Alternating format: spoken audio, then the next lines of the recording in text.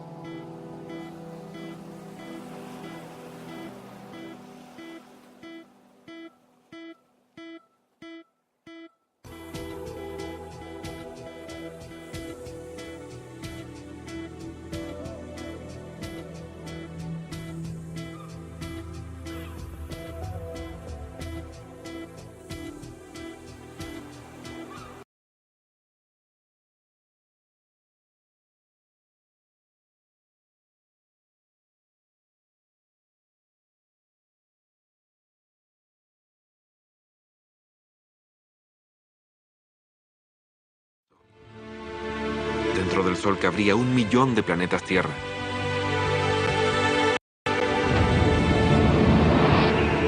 El Sol tiene 1.400.000 kilómetros de diámetro, pero es minúsculo en comparación con otras estrellas realmente grandes.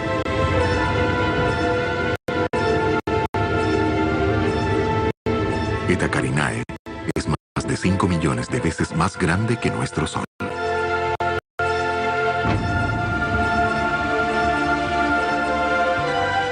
Betelgeuse es 300 veces más grande que Eta Carinae.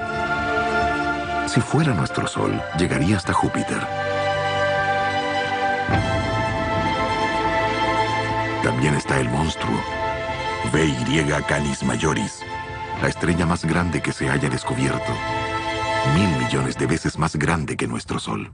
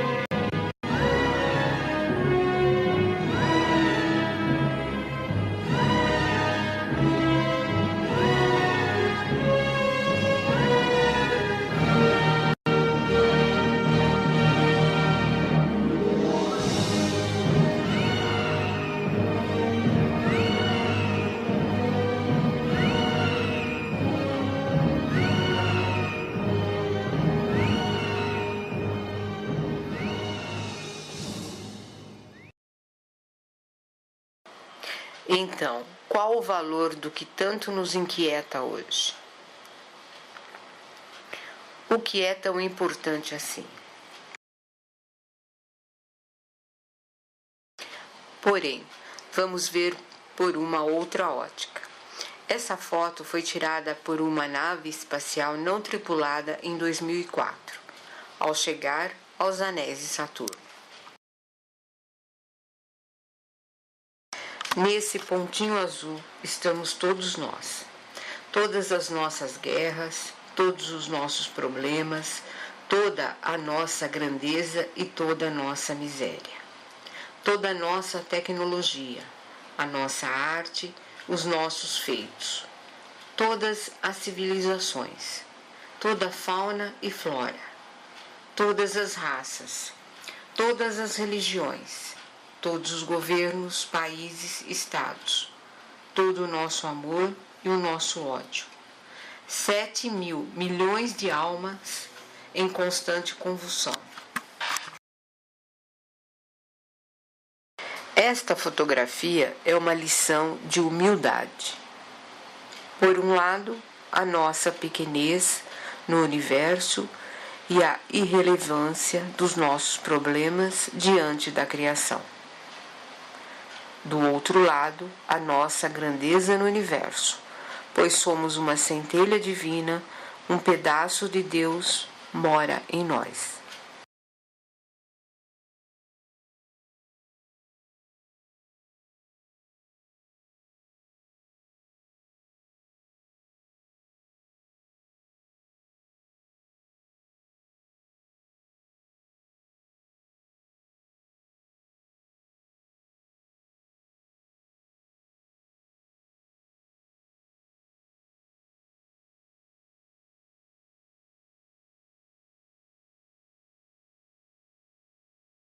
Big Bang, teoria mais aceita sobre a origem do universo. Foi enunciada em 1948 pelo cientista russo naturalizado norte-americano George Gamow. Segundo ele, o universo teria nascido de uma enorme explosão, entre 15 a 20 bilhões de anos atrás. Até então, o universo concentrava-se todo em um único ponto, com altíssimas temperaturas e densidade energética. Esse ponto explode é o instante zero e começa sua expansão, que continua até hoje. A chama dos seres, no livro O Caminho dos Essênios. Há muito tempo, quando o Pai ainda retinha sua respiração, ele saiu do seu sono. Então, do ponto central de sua boca redonda e única, escapou um longo sopro, o sopro da alma de nossa respiração. E mais este eflúvio branco se afastava dele, mais caía no infinito desenhando uma espiral com as cores do arco-íris. E assim se transformou em éter, gás, fogo, água e argila. A vida nasceu de lá e pôde ser vista em toda parte.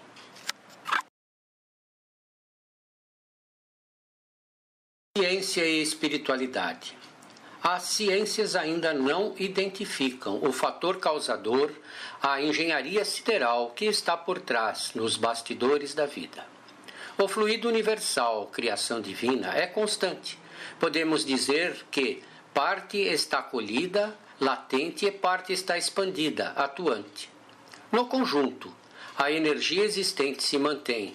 O verbo divino, emitido por estes engenheiros ou construtores siderais, projetou sua vontade num ponto do espaço de onde começou a se transformar, condensando-se sobre as matrizes divinas por eles idealizadas, dando-se origem ao universo. Daí podemos compreender o imenso poder do verbo, que significa vontade firme, potente e bem direcionada.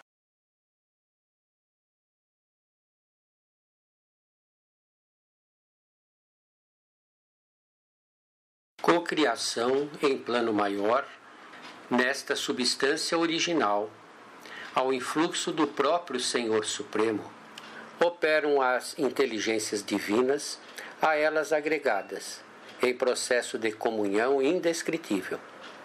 Os grandes devas da teologia hindu, ou os arcanjos da interpretação de variados templos religiosos, extraindo deste hálito espiritual os celeiros da energia com que constroem os sistemas da imensidade, em serviço de cocriação em plano maior, de conformidade com os desígnios do Todo Misericordioso, que faz deles agentes orientadores da criação excelsa. De Francisco Cândido Xavier, em Evolução dos Dois Mundos, de André Luiz. Cria-se o céu e o firmamento, separam-se as águas. Este é o segundo dia. Situamo-nos agora entre 10 a 4,5 bilhões de anos atrás, quando ocorreu a condensação da matéria em diversos pontos, dando origem aos astros existentes. Os construtores celestes aumentam a velocidade de rotação da matéria primordial, que, pelas forças centrífugas geradas, partem-se em fragmentos e pelo atrito gerado, incendeiam-se, projetam-se, compensam-se em suas órbitas, resfriando-se e formam as camadas fluídicas. Nesta época, o estado da matéria é pastoso e incandescente. A atmosfera é espessa e ardente e está carregada de vapores de matérias voláteis, impenetráveis aos raios de luz. Ocorre a precipitação gradual dos materiais sólidos em suspensão na atmosfera e pelo resfriamento ocorre o endurecimento da superfície. Forma-se então o Sol, os planetas e a Terra. Sob a orientação das inteligências superiores, congregam-se os átomos em colmeias imensas e sobre a pressão espiritualmente dirigida de ondas eletromagnéticas são controladamente reduzidas às áreas espaciais intraatômicas, sem perda de movimento, para que se transformem na massa nuclear adensada de que se esculpem os planetas, em cujo seio as centelhas divinas encontrarão adequado berço ao desenvolvimento.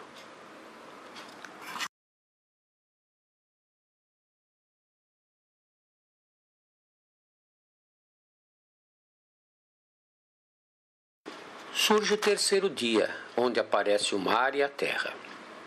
Situamo-nos entre 4,5 a 2,5 bilhões de anos atrás.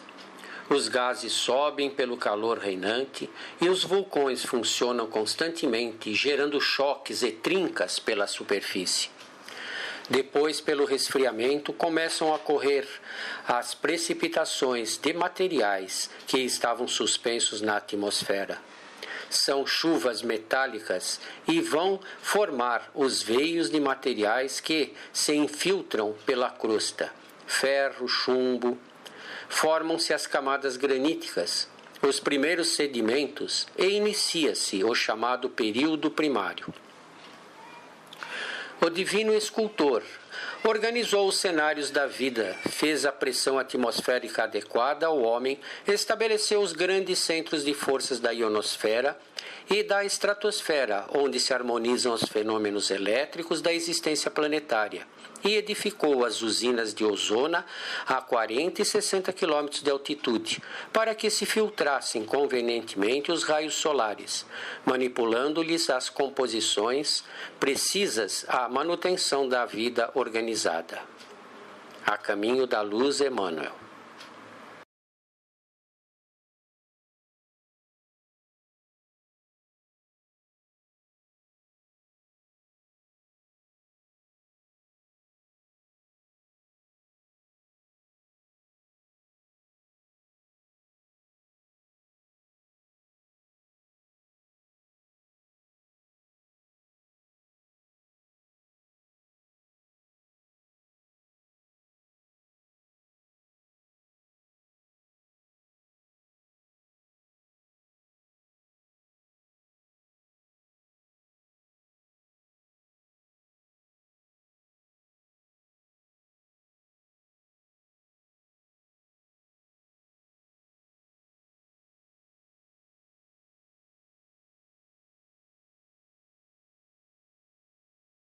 Aparece o mar e a terra.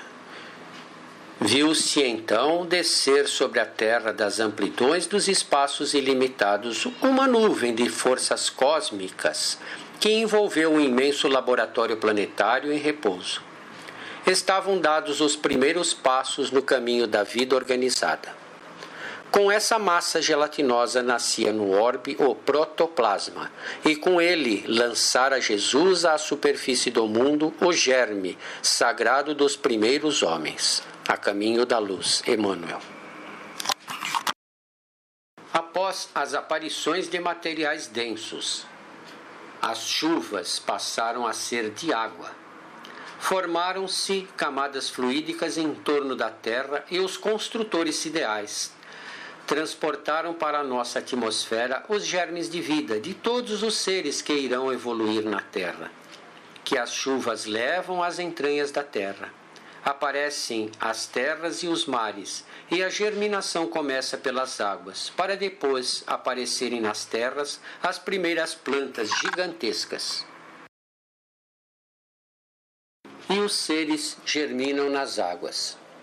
Dessa geleia cósmica verte o princípio inteligente em suas primeiras manifestações, trabalhadas no transcurso de milênios pelos operários espirituais que lhes magnetizam os valores, permutando-os entre si, sob a ação do calor interno e do frio exterior. As centelhas divinas experimentam-se no mundo, exprimem-se através da rede filamentosa do protoplasma, de que se lhes é derivada a existência organizada no globo constituído. Aparecem os vírus e com eles surge o campo primacial da existência, oferecendo clima adequado aos princípios inteligentes ou mônadas fundamentais, que se destacam da substância viva.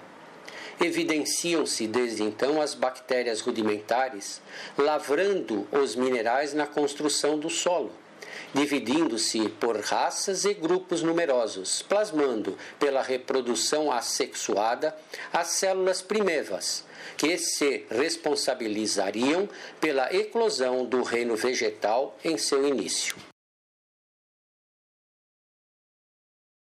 O princípio inteligente nutre-se agora da clorofila, que revela um átomo de magnésio em cada molécula, precedendo a constituição do sangue, de que se alimentará no reino animal. Surgem as algas nadadoras, quase invisíveis, mantendo-se à custa de resíduos minerais, dotadas de extrema mobilidade e sensibilidade, como formas monocelulares, em que a mônada, já evoluída, se ergue a estágio superior. Todavia ainda são plantas, e que, até hoje, persistem na Terra, como filtros de evolução primária, dos princípios inteligentes em constante expansão, mas plantas superevoluídas nos domínios da sensação e do instinto embrionário, guardando o magnésio da clorofila como atestado da sua espécie.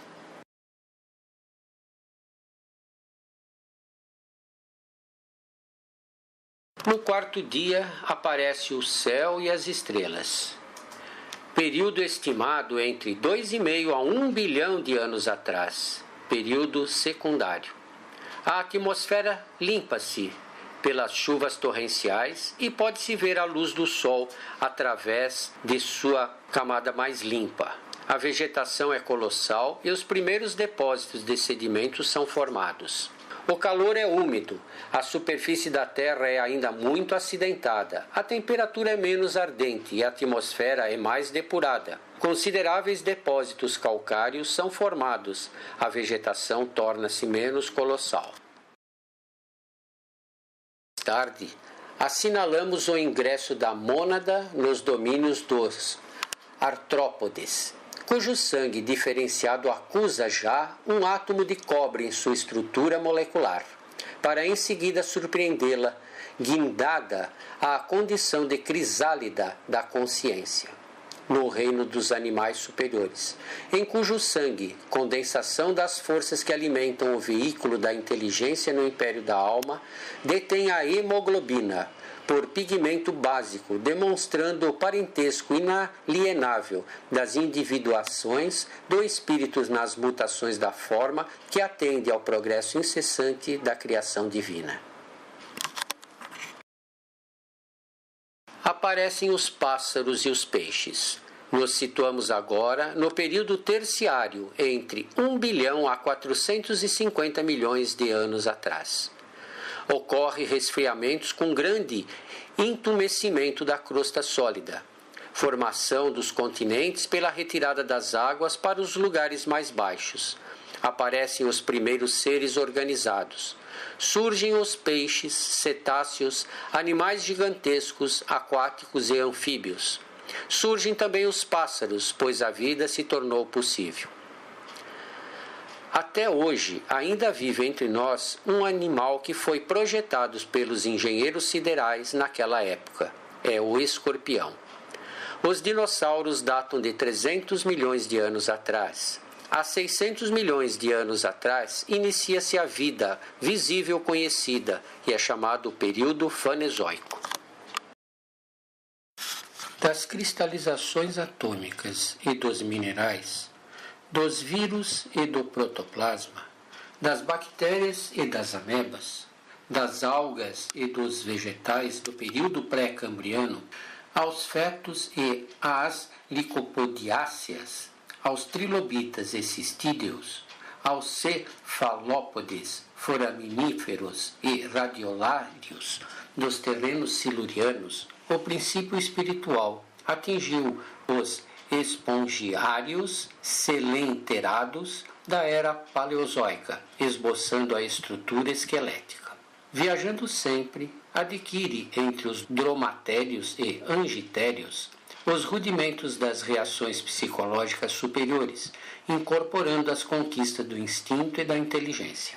Estagiando nos marsupiais e cetáceos do Eoceno Médio, nos rinocerotídeos, cervídeos, antilopídeos, equídeos, canídeos, probasaídeos e antropóides inferiores do Miocênio, e exteriorizando-se nos mamíferos mais nobres do Policeno, incorpora aquisições de importância entre os megatérios e mamutes, precursores da fauna atual da Terra.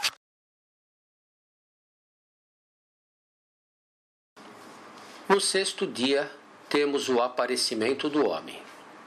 Período situado entre 450 a 2 milhões de anos atrás. Com a estabilização da crosta, houve o desenvolvimento dos animais de terra e os engenheiros siderais foram aprimorando as raças existentes até chegar na formação dos primeiros homídeos. Bem mais próximo dos gorilas do que do homem. E avançando, os pitecantropóides da era quaternária, que antecederam os embrionárias civilizações paleolítica, a mônada vertida do plano espiritual sobre o plano físico, atravessou os mais rudes crivos de adaptação e seleção, assimilando os valores múltiplos da organização, da reprodução, da memória, do instinto, da sensibilidade, da percepção e da preservação própria, penetrando assim pelas vias da inteligência mais completa e laboriosamente adquirida nas faixas inaugurais da razão. Sexto dia, aparecimento do homem. Compreendendo-se, porém, que o princípio divino aportou na Terra, emanado da esfera espiritual, trazendo em seu mecanismo o arquétipo a que se destina, variados elos da evolução fogem à pesquisa dos naturalistas por representarem estágios da consciência fragmentária fora do campo carnal, propriamente dito, nas regiões extrafísicas, em que esta mesma consciência incompleta prossegue elaborando o seu veículo sutil, então classificado como protoforma humana, correspondente ao seu grau evolutivo em que se encontra. Assim que, dos organismos monocelulares aos organismos complexos, em que a inteligência disciplina as células, colocando-as a seu serviço, o ser viaja no rumo da elevada destinação que lhe foi traçada no plano superior, tecendo, como os fios da experiência, a túnica da própria exteriorização, segundo o molde mental que faz consigo, dentro das leis de ação e reação e renovação, em que mecaniza as próprias aquisições, desde o estímulo nervoso à defensiva imunológica, construindo o centro coronário no próprio cérebro, através da reflexão automática de sensações e impressões, em milhões e milhões de anos, pelo qual, com o auxílio das potências sublimas que lhe orientam a marcha, configura os demais centros energéticos do mundo íntimo, fixando-os na tessitura da própria alma. Tudo para alcançar a idade da razão, com o título de homem, dotado de raciocínio e discernimento, ou ser automatizado em seus impulsos na romagem para o reino angélico, desprendeu para chegar aos primórdios da época quaternária, em que a civilização dos Sílix denuncia algum primor de técnica, nada menos do que 1,5 bilhão de anos. O sétimo dia, tomado como repouso do Criador. A Terra já se situava com a superfície bem estabilizada e os elementos consolidados, e com o surgimento do homem, há cerca de 2,5 milhões de anos atrás, o trabalho da evolução deixou de ser exclusivamente dos engenheiros siderais, passando a ser compartilhado com os homens encarnados. E entendendo-se que a civilização aludida floresceu há mais ou menos 200 mil anos, preparando o homem com a bênção do Cristo para as responsabilidades, somos induzidos a reconhecer o caráter recente dos conhecimentos psicológicos destinados a automatizar na constituição fisiopsicossomática do espírito humano as aquisições morais que lhe habilitarão a consciência terrestre a mais amplo grau de ascensão à consciência cósmica. O ser humano não foi uma aparição casual na Terra. Foi uma obra elaborada durante bilhões e bilhões de anos, seguindo um planejamento em etapas sucessivas para que cada um de nós pudesse estagiar. Todos os passos foram delineados, aguardando o nosso caminhar. Não importa quanto tempo leve, pois o tempo não existe. O que importa é que todos os alunos da Escola Terra sejam diplomados no final dos ciclos evolutivos com a insígnia divina. Elaboramos passo a passo o despertar de nossa consciência e estamos, neste momento, compreendendo que existe um plano diretor por trás de tudo isso, regendo a nossa construção.